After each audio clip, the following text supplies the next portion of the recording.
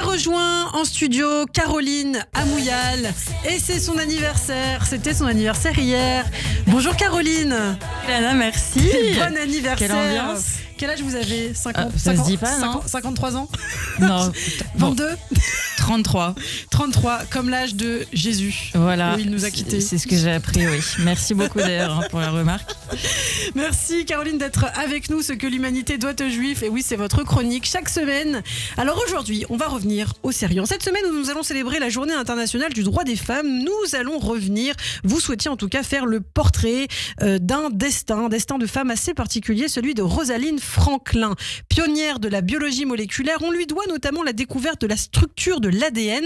Et pourtant, cette découverte majeure lui a été usurpée. C'est ce qu'on va voir avec vous. Et oui, Lana, la structure de l'ADN, ou plus exactement de l'acide désoxyribonucléique, est le fait de Rosalie Elsie Franklin. Née le 25 juillet 1920 dans une famille juive britannique de Notting Hill, elle est la deuxième enfant d'une fratrie de 5 enfants. Et dès l'âge de 11 ans, elle commence à étudier la physique et la chimie dans l'une des seules écoles de la ville proposant cet enseignement aux jeunes filles, la St. Paul's Girls' School. La jeune scientifique en devenir réussit ses examens universitaires haut la main et décroche même une bourse pour l'université de Cambridge, une récompense qu'elle cède finalement à la demande de son père à un réfugié juif victime de la montée du nazisme hébergé par sa famille. Un geste louable qui ne l'empêche pas d'intégrer la Newham College à l'université de Cambridge pour étudier la chimie. Au sortir de la Seconde Guerre mondiale, Rosalind Franklin obtient son doctorat pour ses travaux sur la porosité du charbon, permettant ainsi de déterminer leur intérêt industriel, notamment pour la production de carburant et de masques à gaz. Et ce n'est qu'à partir de 1950 où la jeune fille se voue à l'étude de l'ADN en étudiant sa diffraction au rayon X à travers un prisme de cristal, ce que l'on appelle la cristallographie par rayon X. Pour cela, elle crée un laboratoire au King's College de Londres.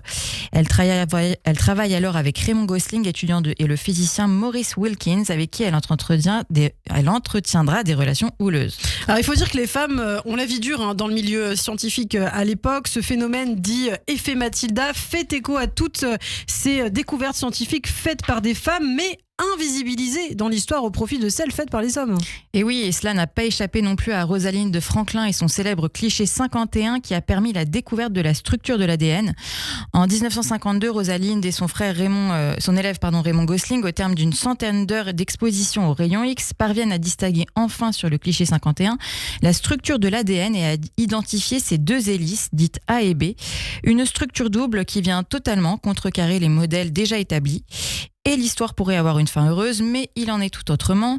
À l'insu de Rosalind Franklin, qui souhaite poursuivre ses recherches afin de confirmer leurs résultats, Maurice Wilkins transmet ses travaux à James Dewey Watson et Francis Crick, deux scientifiques qui ambitionnent d'être les premiers à la révéler au grand public. Et cette photo devient dès lors primordiale dans l'avancée des travaux de James Dewey Watson et Francis Crick.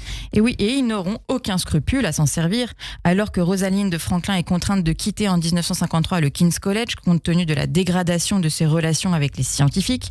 Voilà qu'ils font publier dans la célèbre revue Nature des articles sur la structure de l'ADN. Rosalind, qui en prend connaissance, exige de mentionner la structure hélicoïdale de l'ADN et d'être citée pour cela, mais il n'en est rien, elle n'est pas mentionnée par les auteurs et n'apparaît que dans les remerciements. Et de son vivant, Rosalind n'obtiendra jamais réparation, bien au contraire. Oui, en 1958, elle meurt prématurément d'un cancer de l'ovaire, probablement lié à l'exposition aux radiations lors de ses recherches, sans savoir que les résultats qui vaudront à Watson et Crick le prix Nobel pour leur découverte de la structure de l'atome en 1962 s'appuient sur ses travaux dérobés à son insu. Et Watson finira finalement par reconnaître en 2003 lors d'une interview que Rosalind Franklin aurait également mérité le prix Nobel. Eh bien, merci beaucoup Caroline Amouyal de nous faire découvrir ce destin exceptionnel. Rosalind Franklin, effectivement, et cette semaine, on va commémorer le droit des femmes. Justement, c'est important de parler de toutes ces femmes qui ont changé le monde. À bientôt Caroline. Au revoir Elena.